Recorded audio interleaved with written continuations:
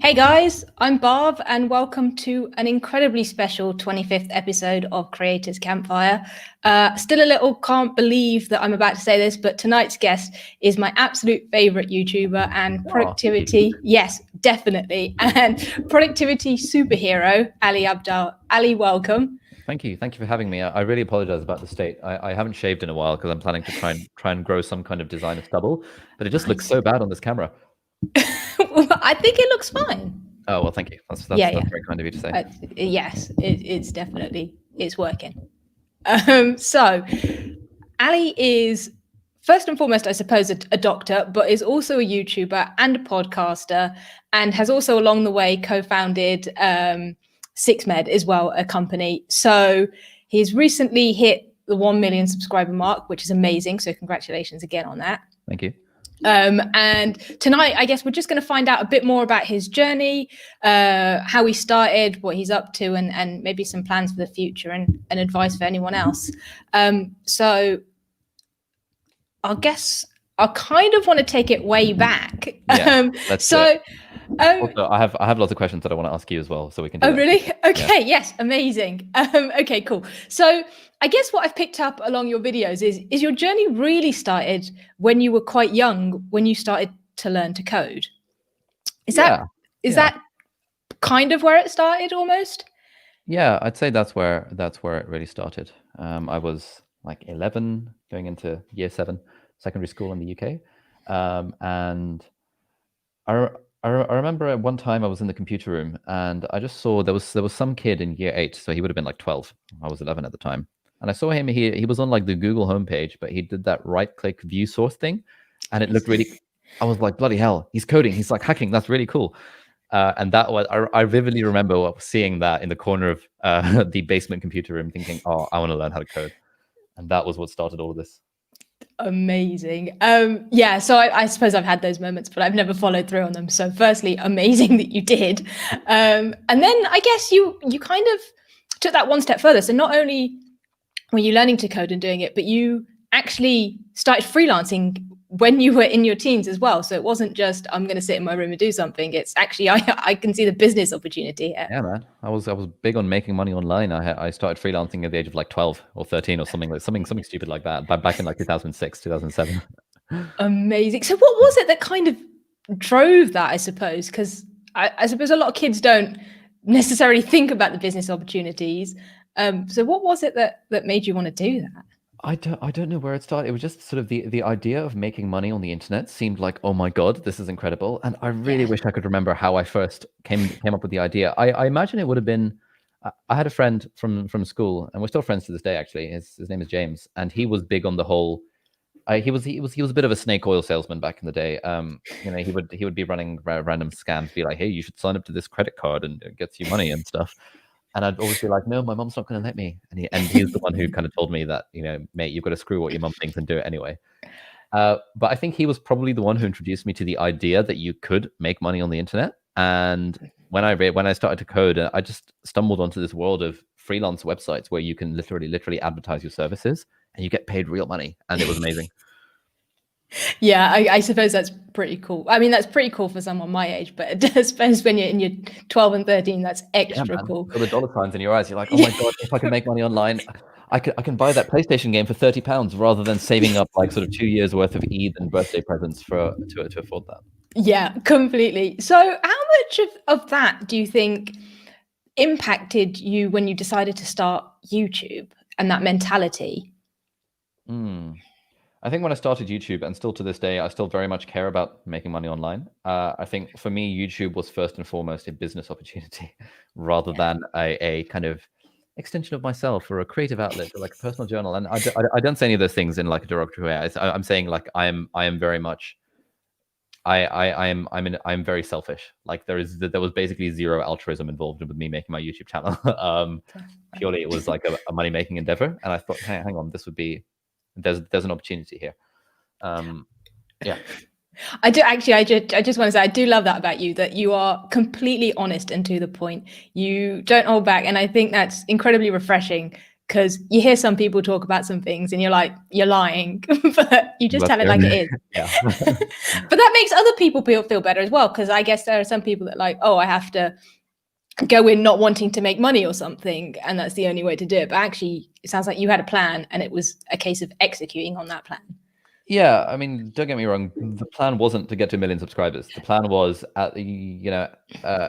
had this business, SixMed, that I was running, and at the very least, my YouTube. Actually, initially, my YouTube channel was just going to be content marketing for the business. So, content marketing for the listeners is when you're selling some kind of service. In my case, it was courses to help people get into med school. The idea is that if you create free content and people like it, then they're more likely to sign up for your paid services.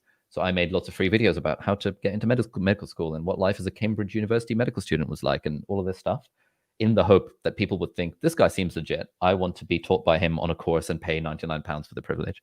So that was how it started. And very quickly I realized, hang on, this YouTube thing, it's not just a source of content marketing. This could actually be its own business in its own right. And yeah. Yeah, okay, that makes a lot of sense. So I guess for you then, was there much... A lot of people say they want to start YouTube and then spend 2 years deliberating on it and do nothing about it. How was your kind of process? And I guess it's slightly different in that you had a business that you were trying to support rather than, hey, I'm just putting my own content out there. But how long did it take you before you were like, I'm going to go down the YouTube route to actually just having a video up there? Yeah, so the confounding factor is that ever since 2008, I wanted to be a YouTuber. But the sort of YouTuber I thought I would be was a musician YouTuber. So there's a guy called Kurt Hugo Schneider, who is like kind of my YouTube idol.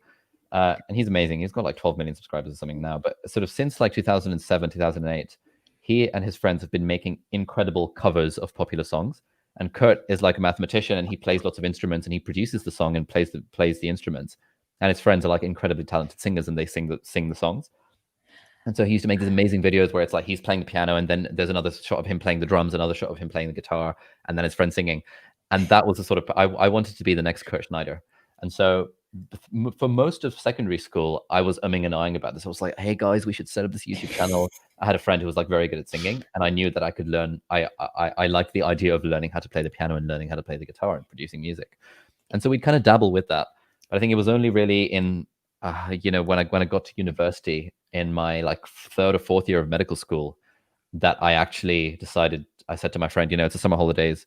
Today we are going to make a video, and we sang, and we started off with a cover of All of Me. I think I was playing the guitar, he was singing along. That was how I learned how to use Premiere Pro and editing and stuff. So I think I put out like two or three, maybe 4 music videos, which are still on the channel. It's like my first videos from like 2016 to 2017. Wanting to become a YouTuber, so I can very much relate to that thing of, I know this would be good, and I know I want to do this, but it's just, there's something about it that it kind of feels like a black box where you don't really know how to get started, especially if you're relying on people other than yourself to kind of help make the content. Yeah. So a part of the process that you very much enjoy is the editing, right? What? Not anymore. Well, yeah. That's a very good point. But you did enjoy editing, right? Is that... Enjoy is a strong word. Okay. In general, I enjoy everything that I do, because I know that actually a big part of enjoying something is the story that you tell yourself about it. And so I suppose I did enjoy editing. When you're ill, I enjoyed editing because it got me into that flow state. And when you're in that flow state where you're like so super focused on something, that is just a state of bliss. But it's not enjoyment in the same, like for example, playing squash is enjoyment, or playing on the PlayStation is enjoyment. It's a different sort of like flow state enjoyment. Okay, that makes a lot of sense. Yeah, because I was going to ask kind of how that fit in over the years, I suppose. So again, I think, and I said this to you last time, editing is something that puts me off. And I imagine there are a lot of people that get put off by certain aspects of the workflow, I suppose. And it's just a case of, how do you kind of navigate that? Because obviously they all have to be done in some respect. So how do you go about when you know you very much enjoy one process, but don't necessarily enjoy the other, but to still push yourself to get videos up? Yeah. So I'll ask you then. So what's your biggest challenge with growing a channel at the moment? I don't really know what I want the channel to be. Okay. What do you mean? So I guess I'm doing the podcasts But like you, I've always, well, clearly not always, but for a long time wanted to be a YouTuber in some aspect, but Okay. I don't really know what to do it in, and how to go about executing it. What to do it in and how to execute it. So I guess what I'm trying to say is, and it goes back to the conversation we were started with, in a lot of people say that to do it, you obviously can't expect the money side of things. So I'm like, okay, so I need to do this as a hobby then, if I'm going into it that way, in which case I'm just talking about what I like. So what am I doing it for? What do you mean by you can't accept that? You can't expect the money side of things? So yeah, okay. So a lot of people say that if you're going to do YouTube, it's kind of like a passion project, because the whole monetization thing is A, not guaranteed, and B, is almost like if you're lucky you get it, and therefore go into it not expecting it like that and not treating it like a business or anything. So it's kind of a passion project, and therefore you might enjoy it more as well, and it doesn't become a chore. Interesting. How much do you buy that line of reasoning? Well, I suppose I've put one video up in the last 5 years, so clearly something's not working. But it's interesting, and it's interesting that you said at the beginning that you kind of went into it fully eyes wide open of, actually this is something I want to grow, because I hadn't really properly considered it, because it then changes how you approach it. It does.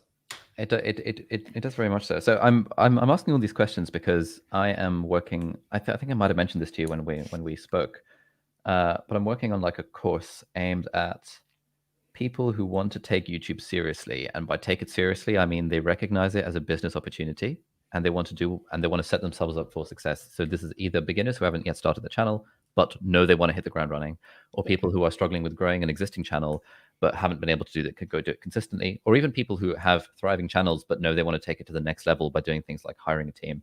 And it's based around the premise that one way of looking at a YouTube channel is by thinking of it as, as I said, kind of a personal project. This is a bit of fun. I'm talking about the stuff that I enjoy, but I'm not actually taking it seriously. I'm going to be an amateur. And the other way of thinking of a YouTube channel is I'm going to be a professional. I'm going to treat this as a business, and I'm going to be the CEO of that business. And I'm going to figure out what works, and I'm going to try and do my best to make this business work, with the caveat that, of course, I want to enjoy the process along the way. And so my course is very much aimed at that second group of people who view YouTube as like a business opportunity, rather than people who view it as a personal passion project.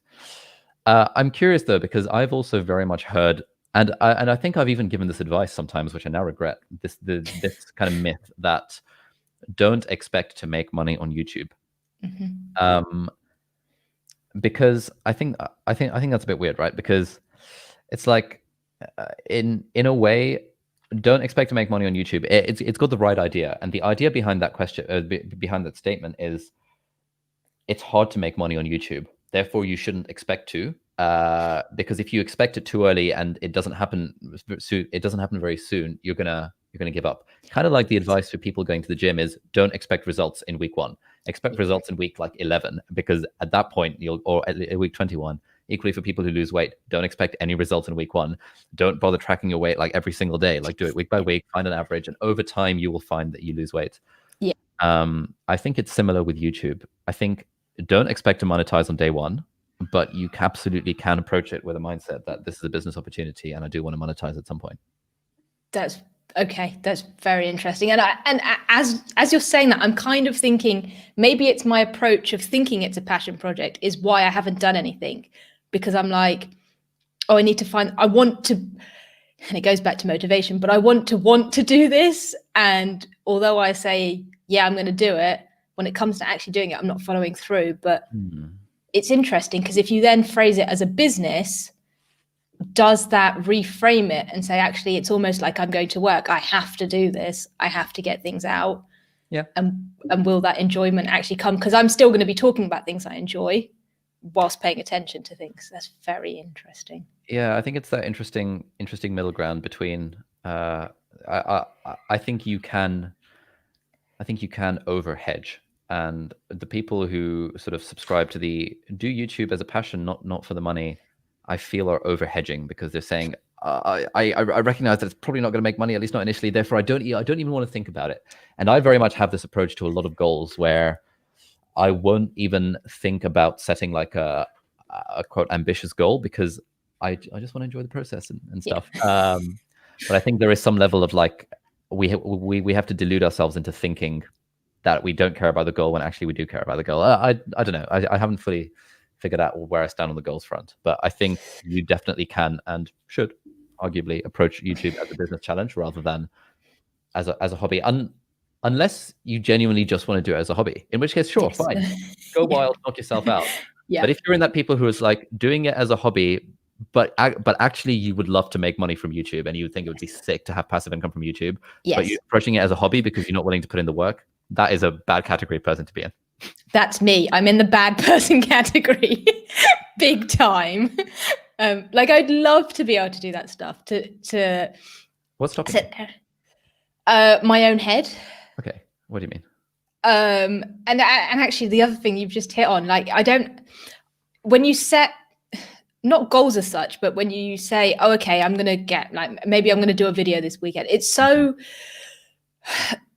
easy to be like, no, I can't be bothered. I'm gonna go and watch TV, or I'm gonna spend 12 hours messing around with my Notion templates or something. That it's like, oh, I'll do it next week, I'll do it, whatever. But actually, when you say, I suppose it's about it's reframing the goals. It's actually, I need to get videos out from a business point of view.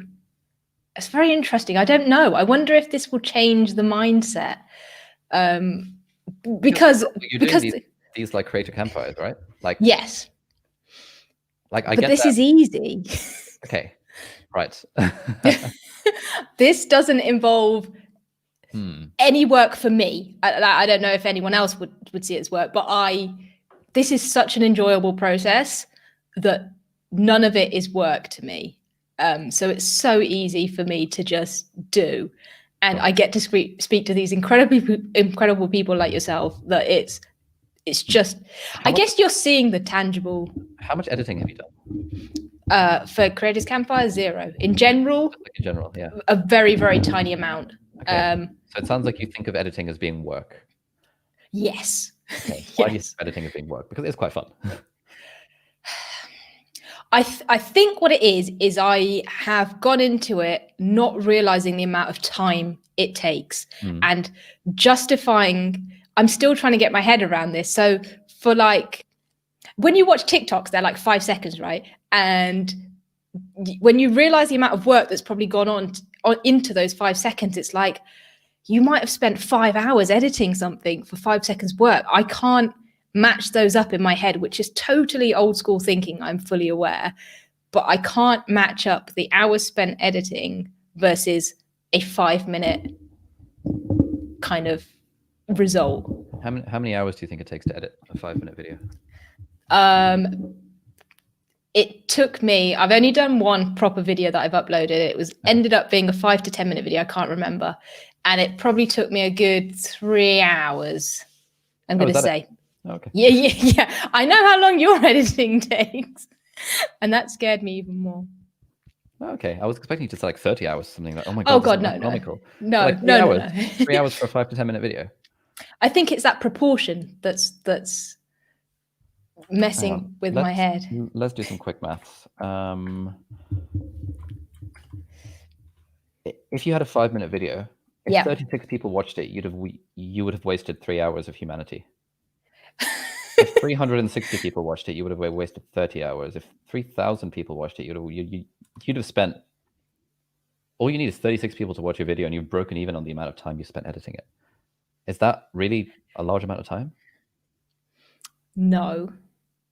It's weird because when I get into it, it's not like I hate it when I start. It's the mental barrier to overcome to start it. Okay, like this feels it feels like a heavy lift, and I've got the yes, I need to sit down. Yes, big time. Yeah, it's a heavy lift. What was that video that you edited? It was a unboxing of my MX keys. Okay. keyboard. Multiple cameras or just a single camera? Single camera, iPhone. Okay. No lighting. No scripting properly. I remember seeing this keyboard, this video you showed me when we met. Yes.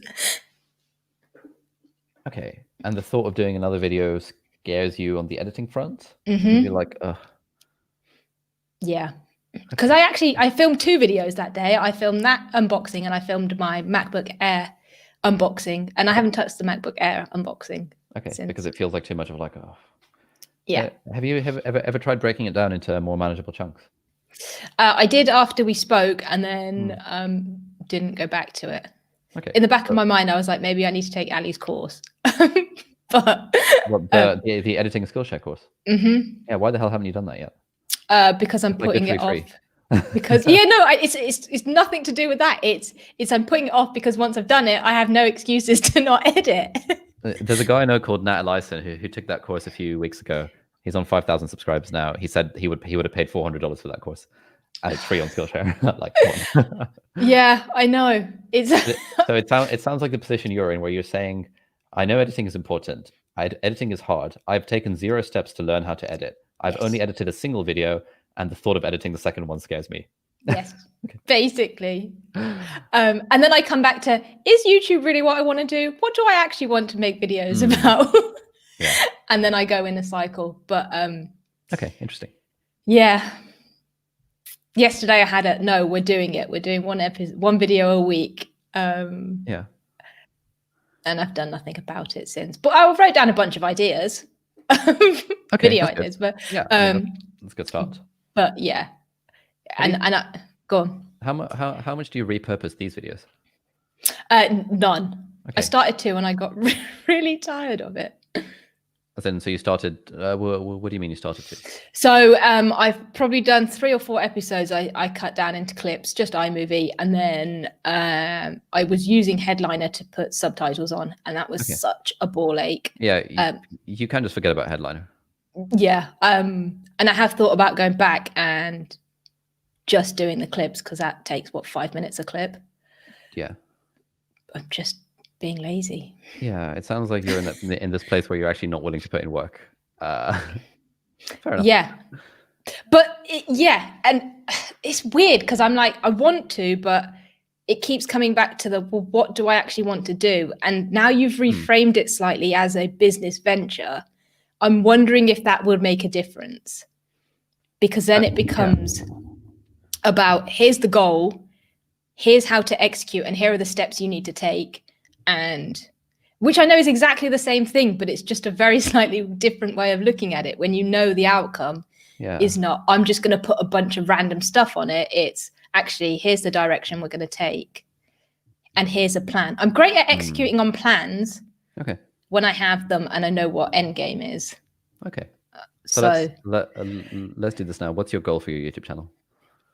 If you'd have asked me 20 minutes ago, it would have been, I don't really have one, and I just want to see how it goes. Just want to have fun, yeah. Okay. Yeah. If you ask me now, I really want to be some kind of productivity / efficiency YouTuber that just, look, I have no goal to, and I know you were the same, I want to hit X subscribers, but I want... That's a bad goal to have, but... Yeah, that means nothing to me. But if I'm putting out content that is good for people and resonates with people, I consume so much that I know I can turn it into something good for people. Okay. And that's what I want to do, whether it's book reviews, and I was just reading watching your book, how you take information from books before this. And I was like, yes, that's kind of what I want to do. And there's a great way of doing it. But it's turning that content into something that's useful for people and giving me a reason to not feel like I'm wasting time when I've watched 20 of your videos in a day. And so you are already so far along the path compared to someone who is in your position but has not yet started a channel and hasn't started doing things like this. Because when you have things like this and you have the recordings of them, yes, you can make 5-minute clips for Instagram, but more importantly, you can make 5-minute clips for YouTube. Like take someone like Matt Diavella. He started off with his Ground Up show, just his podcast, and he was repurposing clips from his podcast and just putting an intro and outro on them, saying that, hey guys, Matt Yavelli here, minimalist filmmaker. Recently I spoke to filmmaker Jason Zook about his process for producing videos. Here's what he had to say. Clip. Yeah.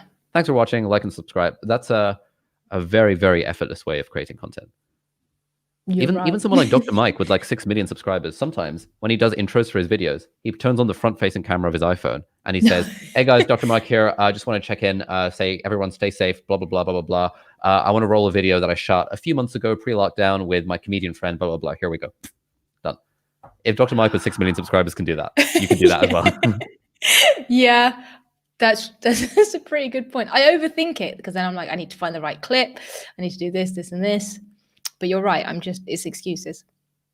And to cut this into, yeah, okay.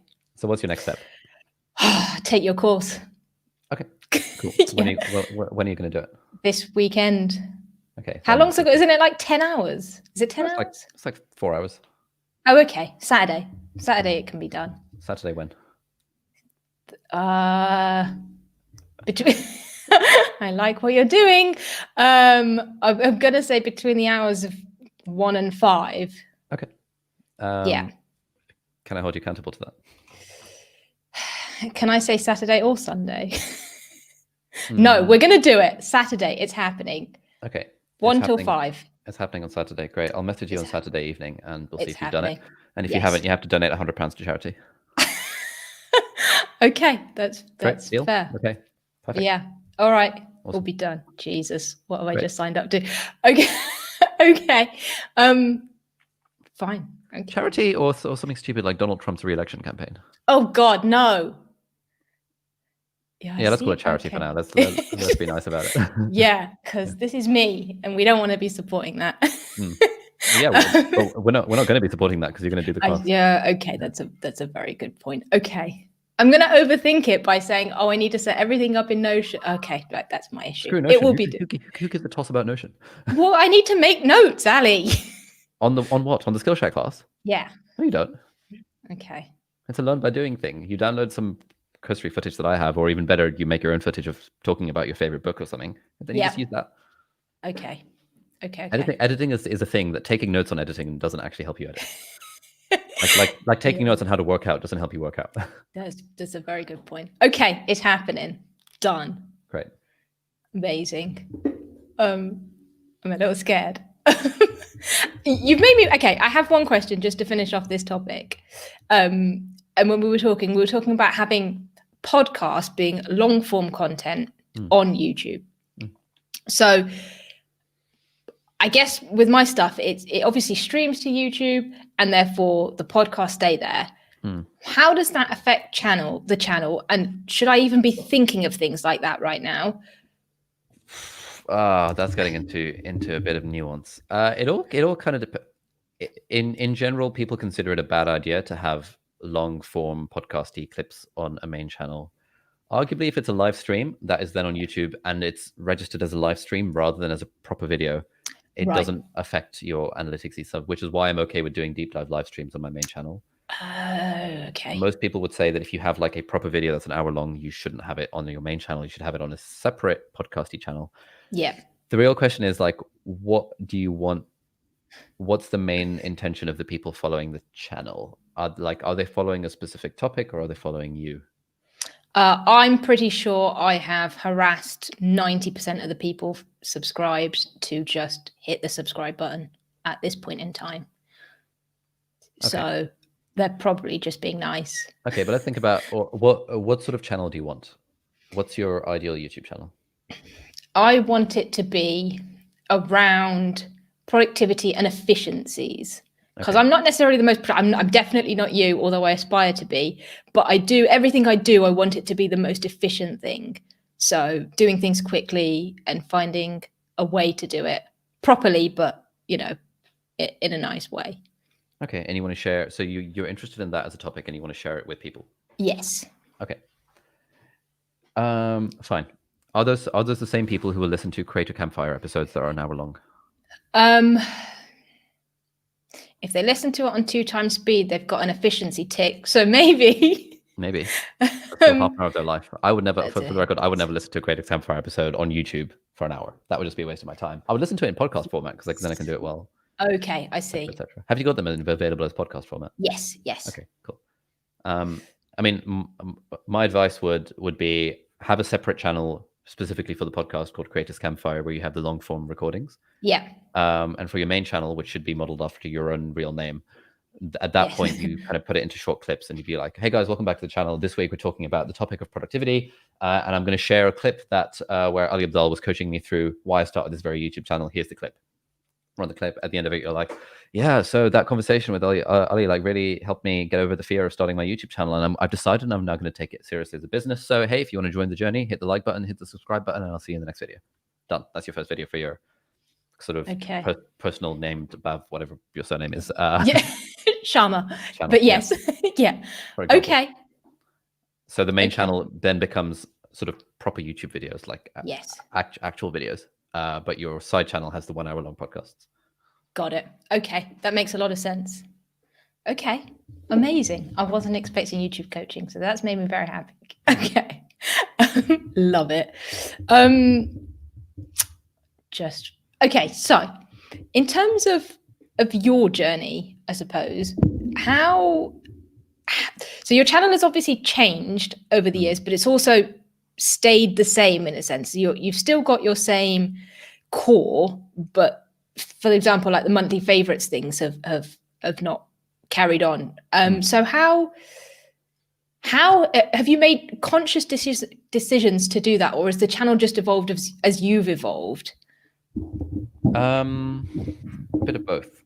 So the channel evolves, but I always try and think, where do I want the channel to be in sort of 1 year, 2 years, 3 years, 5 years, 10 years? Not in like a very formal way. Like I don't sit down and plot out a 10-year strategy. Yeah. But one of the things that keeps me up at night is thinking, okay, how like I've got an amazing thing going here. How do I keep it going for the next 10 years plus? Yeah. And so when I was in medical school, I immediately recognized that I'm in my final year now. I'm 24 at this point.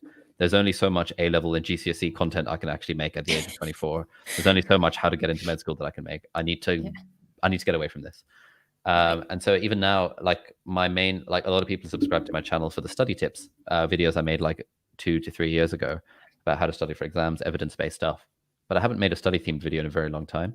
Yeah. And the reason is that I feel like I'm sort of slowly closing that chapter of my channel and moving into a more long-term productivity, tech, personal development, and even more long-term health and fitness, which is something I haven't talked about at all on the channel. So I kind of see them as sort of kind of like a season of a TV show coming to an end, where you occasionally have a throwback to, I don't know, season 12 of The Big Bang Theory. But in general, you've closed that and you have other things that are going alongside. It's not like a sort of close one and start a new one.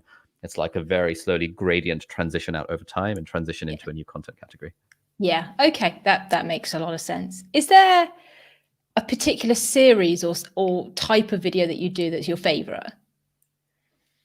I don't really have favorites because I treat it as a business. But if I had to choose, I really enjoy like the information dense videos where I can take my own experience. For example, I made a video about how to type really fast. I've been improving my typing speed for the last like 15 years of my life. Like I know a lot about how to type fast. And so that was a fun video to make. If it's a video about, I really enjoyed making my video about how I ranked first at Cambridge University.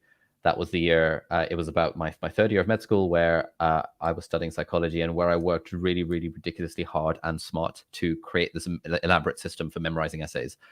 And I love sharing that because of the amount of effort that had gone into it and being like, oh my God, this is like a 20-minute long distillation of like a solid sort of thousands of hours of my life. That was fun. So I like those sorts of videos where I can actually use my experience. Whereas I worried that a lot of my other videos are just kind of taking someone else's ideas and just repackaging them. Right. Okay. Which it's still fun. It's still a business, but I enjoy it less than the videos where it's my own personal sweat and tears that has made the video successful. Yes. Okay. No, that's very cool. That's so interesting though, that you frame it as totally different. I hadn't even like considered that as someone who's very new to the journey. It's very interesting. Anyway, if you were starting over, what would you do differently? On the YouTube front? Yes. I would take it more seriously from day one, and I would repurpose more of my content on different social platforms. I would start an email newsletter on day one. I would start my blog on day one. That's what I would do. Content wise, I think what I did was good. I started off very niche and then expanded out over time. But yeah, probably those 4 things. Okay, so that leads me nicely into the blogging, because I have a question. So, and I've heard you say it before, is that people who don't even necessarily know what they want to do should start some kind of blog or something. Yep. And I mean, should is a strong word. People can do whatever they want, but I think yes. it would be in their interest to start a blog. Yes. But what is the benefit of that? And what do you do? Like, when do you expect growth? And again, should you approach it from a business mindset? And how do you kind of go about growing that? Because that's slightly different. So obviously YouTube is up on YouTube, that people are searching for similar things, but a blog very different. So how does that side of things work? Okay, so a few things. A blog. So there's 2 different types of platforms. There are open platforms, and then there are platforms that you own. YouTube is an open platform. Anyone can make videos on YouTube. Twitter is an open platform. Anyone can tweet. A platform that you own is your own website and your own mailing list. The problem with producing on an owned platform is that no one will find you.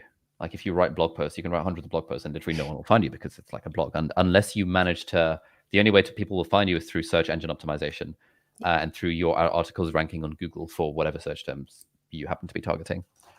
That can happen, but it happens very much in the long term. Like, years down the line, you might start sort of climbing up the rankings on Google. It's very competitive. It's very difficult. The trick is to create content on an owned platform like your blog, but to grow your audience on an open platform like Twitter. Twitter is very synergistic with a blog, because let's say you were to write like a 2,000-word blog post about this conversation, for example, and that's something that you should do. You should write up every single Creators Campfire you do as a blog post. Should is a strong word. You can do what you want, but that would be what you can then do is you can repurpose that, because you've got this video, you've got this pillar piece of content, you have converted it into a nicely written blog post. You also then convert that into a tweet thread or a tweet storm with a link to the blog post at the bottom. Like, for example, there's a guy called Brandon Zhang on Twitter. You might have come across him. He's become big, and like he's got like a few thousand followers on Twitter. Okay. He's basically done this. Like, he does these sort of podcast thingies, and he writes it up as a blog post, and he writes up a summary as a tweet thread. He says, just interviewed Ali Abdaal on my podcast. Here are 7 key takeaways. 1, 2, 3, 4, 5, 6, 7. To read the full transcript or to read the full blog post, click here, and to listen to the podcast, click here. Right. Eventually, you do that enough, and people start, I will then retweet that, because I'm like, oh, this guy is taking the effort to summarize my spiel into like 7 points. Great. Yeah. Retweet. Suddenly your tweet now gets gets exposure, and you're on people's radar that, oh, this is interesting. She interviewed Ali Abdaal. He's like supposed to be a big deal. Oh, let me check out this Creators Campfire. Oh my God, this is exactly what I needed in my life. And people find your thing, people find your blog. So the trick is not to just purely focus on a blog. It's to find a synergistic open platform that you can then post stuff on. You can provide a lot of value. And Twitter is amazing. Twitter is actually like genuinely a life-changing platform, because of the amount of relationships you can, and the quality of those relationships. So yeah, blog plus Twitter is an incredible combination that I wish I'd taken advantage of earlier. Yeah, so Twitter is very new to me. In fact, the whole social sphere is very new to me. But yeah, Twitter does seem, because you're right, you could tweet someone and like Tim Ferriss or something will retweet you, and you're like, what? This person can see that I've mentioned them, and it's kind of like, wow. Yeah, that's sort of one level of looking at Twitter. The other, though, I think that's like a moonshot level of Twitter. That's like saying I can send Tim Ferriss an email and he can reply to me, oh my God, email is an amazing platform. Yeah, okay. It doesn't quite work like that. I think what's a more interesting way of using Twitter is by saying, oh my God, look, there are other people that are on the same journey as me and along a similar path and at a similar level, and I can talk to them. Or for example, you follow people who are interested in the same things as you. Let's say, I don't know, pick someone, let's say there's Brandon Zhang, he's got 7,000 followers on Twitter. He tweets an article about productivity. You can then read that article and think, oh my God, Brandon, thank you so much for sharing. This really resonated with me. You can reply to his tweet and you can start a conversation around it. Yeah. And then the more times you do this, the more people will be like, oh, this person is replying to these people's tweets, and people will then start following you. You then start tweeting your own stuff, where you start tweeting valuable things or insights, or the way I kind of think of what to tweet is kind of like notes to self. Like if I read something in a book, I will kind of try and sort of summarize it and then tweet it. And it sounds as if I'm giving advice, which I don't like. But I think of it as I'm writing this note as a note to myself to remember. Okay. So, for example, I might tweet something after this being like, the trick is to find an open platform with serendipity to your own platform and cross-post to there. Be like, that's a note to self, but it's actually a pretty good piece of advice for everyone reading that. It's a lot of wisdom condensed into a small tweet. So that's the sort of stuff you start doing. And over time, everything, all of these things take time, patience. You then get a following on Twitter, and you make friends over the internet. And when you go to major cities, you can say on Twitter, hey, anyone in Singapore? And people would be like, hell yeah, let's hang out. Yes. Okay. Yeah, that makes a whole lot of sense, actually. That's not even something I'd considered. Oh man, you are full of wisdom, Ali. This is right. Yeah. So I can't not talk about productivity with the Productivity King. But I have a question first. So you are the most productive person I have ever seen. And clearly I know I haven't seen the world, but like you get a lot done in the same amount of time that someone like me just watches TV. Do you ever burn out or need to take a break? Because I don't think and clearly I don't know you, but like you don't seem to like mention, I needed like a week off or something. Yeah, I think so I'm a bit of a waste man, where like most of my days are pretty unproductive, depending on how we define productivity. And so, like for example, today has been a pretty packed day. I've had like fairly kind of back-to-back calls and stuff going on, but I had to drive for an hour to like the car repair center and then an hour back. And instead of listening to audiobooks on the hour there, and in fairness, on the hour there, I was having a call with one of my team members about this course. On the way back, I was just listening to music and like just using that as thinking time. So that, in a way, was my downtime. I also kind of consider this my downtime. Like, this is not taxing at all. I'm enjoying myself. This is fun. This is relaxing. This is not work. And so I don't really need to be like, oh my God, I'm so burned out, I need to take a week off. But it's because I actually don't do like it looks like I produce a lot of stuff, but. And this is the thing that I'm working on my course. It's actually mostly about the system. It's about the infinite content engine. It's about a system for systematically churning out content in a way that doesn't require you to put too much of your own time into it. And so I can be a waste man and yet still produce like 2 or 3 videos a week because I've got the system and the team built up around it. So I don't really need to kind of take a week off. But like it's funny you say that I'm the most productive person, because like literally an hour, like in the hour before this call, I was chatting over Zoom to a productivity coach because I want to hire a coach for my own productivity because I know that there are like zillions of efficiencies that I could improve with my own productivity, and I just need someone to hold my hand along the way and just hold me accountable. Wow. Okay. Well, that makes me feel a lot better. But maybe when I get to your level, I'll get me a coach. Well, actually, I probably need one now. We also don't. We shouldn't think about these things in terms of levels. It's like for example, if you can afford it, having a coach is always valuable at every single level. Yeah. You wouldn't tell someone that, hey, you want to learn tennis, just like stumbling around in the dark for 3 years before you hire a tennis coach. You'd be like, no, if you want to take it seriously, get a freaking coach. Yes, that's very true. Do you want to be a professional or do you want to be an amateur? An amateur tennis player just hits a ball around with his friends, which is fine. But if you want to be good, you want to treat it like a bit more like a professional. You want to get a coach. You want to join a regular club. You want to do practice, etc., etc. I think there's, and I don't know if it's me, but for example, and I know we talked about like personal trainers. There are some things where it seems acceptable to have a trainer, like with something physical, maybe. So like a tennis. I guess when you say things like a productivity coach or a life coach, people are like, really? Do you really need that? Can you not just do it yourself? Yeah. Whereas when it comes to things like fitness. And what's the answer to that? Well, clearly not if I need a coach. The answer is yes, you could do it yourself, but you're not going to. Yeah, exactly. Yeah, you could, but you won't. Yes. And so, like, what does it matter? Yeah. Whether you could theoretically do it yourself. This is something my mum says about personal trainers as well. People have different bars for this. She says, why would I hire a personal trainer? He'll tell me to run when I could just go for a run myself. Be like, yeah, but have you ever gone for a run? No. Case closed. Yeah. Okay. No, that's a fairly good point. I don't know. I just feel like there's and maybe it's in my head, but I just feel like it seems acceptable to do it. Whom? Well, what's the crowd you're trying to please? Well, no one needs to know you have a productivity coach, mate. Yeah, that's true. Let me see how much this guy's charging. I think he's emailed me. Have he emailed me with how much? Because he didn't tell me on the call, so I was like, I have no idea how much he's going to charge. But at the very least, like, no one needs to know I have a productivity coach. But because I'm a YouTuber, I can say I spent $10,000 on a productivity coach. This is what I learned. That would make for a sick video. Yes, it would. Yes, it absolutely would. Yeah. Okay. Again, if you were to make a video, why I have a life coach, or that would be interesting. Yeah. On that note, I should get a life coach as well. That would make sense. I seriously want. I didn't even okay. I do need a coach to just sort me, or like a mentor, just to hold me accountable, maybe, and guide me. Because there's a lot of times, I suppose, where I'm like, I'm an incredibly indecisive person anyways, but when you're just like, well, should I go down this path or should I do this? And it's that kind of guidance and asking the right questions that is quite useful.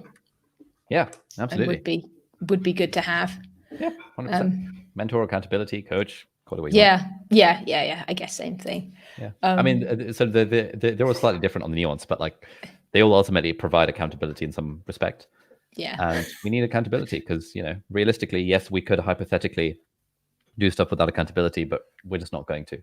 And there comes a point where you have to prioritize the results rather than your idealized process of getting to the results. Yes. Yeah. Yeah, because there's also this whole other thing of you're waiting for motivation to strike, which is never, ever going to strike. Absolutely, yes.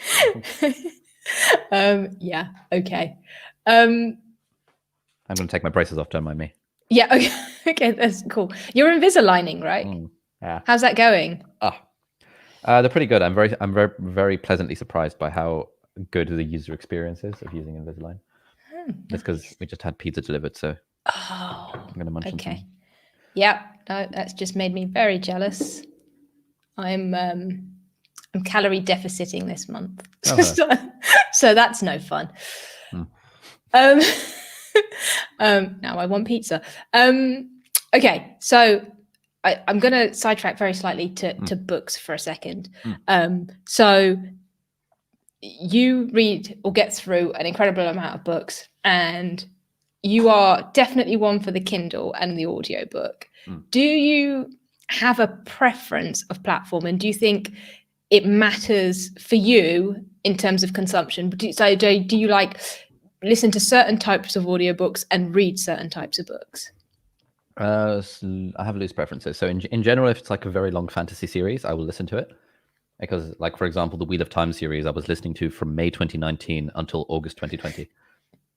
That's a long time. It's like 14 books long. Each book is like 24 hours long, if not more, like 24 to 36. That was a long time, but that's fine. Yeah. If it's a book that I know I'm going to take notes on, I'll read it on Kindle. If it's a book that I think I might want to take notes on, I'll blitz through on Audible first, and then maybe I'll and basically, if I listen to something on Audible and I know I want to take notes on it afterwards, I will just buy it on Kindle as well. Right. Okay. Okay. So usually I have like a non-fiction on Audible, a fiction on Audible. Fiction is usually a fantasy series, and on Kindle I have usually a handful of non-fictions and like one or two fictions that I'm kind of reading, like depending on how I feel like, depending on what I feel like. Yeah. Okay. That's cool. Yeah, I can't. For some reason, I can't get on board with Kindle. And actually, I can't remember which video of yours I saw the other day, but you just had a split screen, right, on the iPad, but you were taking notes on the Kindle app. And I was like, why haven't I got the Kindle app on the iPad? Because this is genius. I can actually take my notes while going through it instead of sitting there with a pen and a highlighter. So yeah, okay. I'm definitely trying that one out. Okay. So I think I had a couple. Yeah. So I had some, productivity type questions. Firstly, favorite productivity apps. What are your kind of what defines a productivity app? something that I guess makes your, I was going to say day more. How am I trying to word this? Okay, maybe in a semi-facetious way, because I also use the phrase productivity apps, but I don't actually define it. Yeah, no. Okay, so I guess what I'm saying is, yeah, no.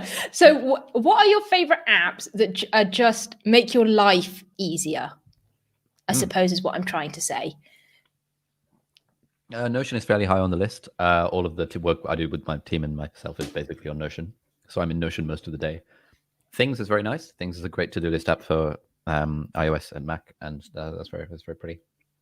Audible makes my life easier. I often say that if I could only subscribe to one app in the world, it would be Audible. Yeah, those are the ones that come to mind. Yeah, okay. What about you? I have to agree on Things and Notion. And I've been in and out of Audible because I can't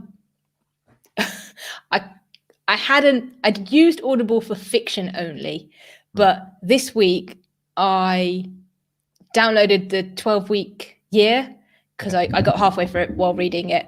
And I was just like, you know something, so I started going for walks every day, and I was like, let's get through a book, and why not listen to the book? And actually it was really good. I think I kind of preferred it, and I was like, whoa, wait, hang on, this is a bit of a game changer here. I don't know what's going on, because you can obviously dictate into your watch or your phone as you're walking and taking notes, or you can obviously Audible just clip them and then go through them afterwards. And you're right, if you're going through it like twice as fast, I mean, this one's only 5 or 6 hours, so 3 hours or something, you can then go back exactly to your point, either on the Kindle or in a physical book, and go, okay, well, here are the points that I pulled out.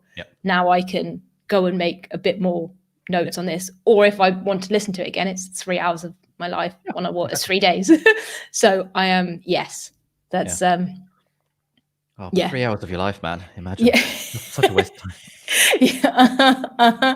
Well, yeah, that's the downside to going for a walk, though. I found, like, if I could edit while I was walking, I'd be all over that. Nice.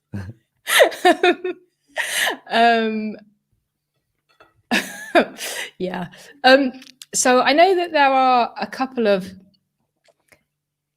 I was going to say hills that you say you would die on. Like one is the 2 times speed. Are there? What are your, if you had to pull out 3 key things, almost like 3 key apps, what are the absolute, like, life, I'm not going to say mottos, but I can't think of a word, but 3. The hills that I would have. Yeah, basically. One would be everyone should start a blog. With Twitter. Yeah, blog plus Twitter. The second one was going to be everyone should be on Twitter, but that's fine. We'll use that for this first one. The second one should be everyone should try listening to stuff at multiple speeds because it's amazing.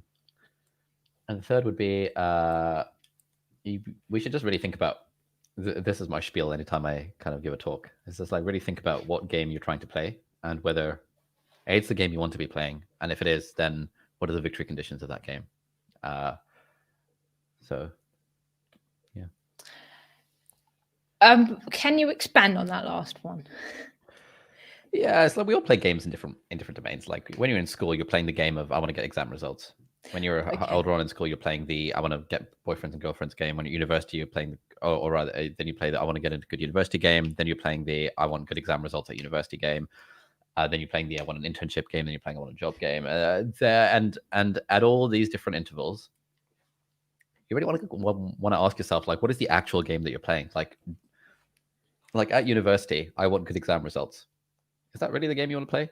Like, what's that in service of? Well, I guess I want a first class. Why? Because I guess I want a good job. Okay, why? Because I guess it'll make me happier. I was like, okay, interesting. I think it's very easy to. It's also very easy to get caught up playing the games that other people are playing, not realizing that they're actually playing a different game. Like if you see your friends working in the library like really, really hard and you're being a waste man, they might well be playing a different game to you, but you wouldn't know it. And so you would think, and so you would kind of change your own behavior based on the game that they're playing, not the game that you're playing. It's just kind of things like that. And so with my YouTube thing, I think kind of what's the actual game I'm playing here? It's just another way of phrasing, like, what do I value? What are my values? What do I find meaningful in life? But I find phrasing it as like a game just helps me take it a little less seriously. Yeah. Okay. That makes a whole lot of sense. And actually, it's like those 5 whys, right? And I know I never go beyond the first one. So it's definitely something I'm going to change. Okay, last question is just a bit more general. And I know you've kind of given advice all throughout. You've given lots of advice. But if there was one piece of advice for someone who wanted to start a YouTube channel right now in 2020, or as we come to the end of the year, what would you say to them?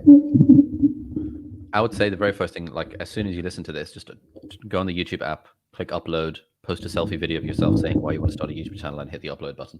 That's the single thing that's going to make you, I mean, like once you get over that initial barrier, you realize it's actually quite easy to upload a video, and you stop becoming a perfectionist idiot like I was for so long.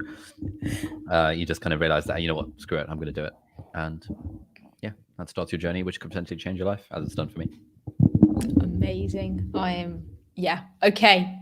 I have apologized to everybody because I've missed a bunch of comments because I've been way too engrossed in the conversation.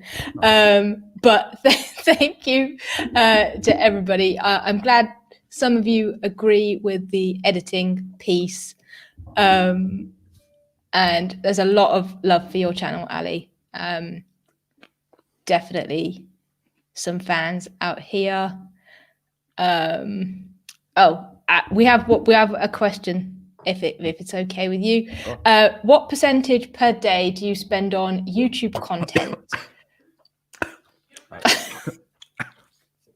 Have we got any Coke? Oh man. Did that go down the wrong way? Was it chili? It was chili, yeah. Okay. Sorry, what percentage of your day when you're good? Cool. What percentage of your day do you spend on YouTube content? So ideas, scripting, planning, recording, editing? Hard to say. It depends. Most days I either write or I either film. Filming doesn't take very much time at all. It takes on average maybe half an hour to film a 10-minute video, or an hour to film a 20-minute long video. Right. So the filming is the easy part. Like that's maybe sort of 10% of the entire workload.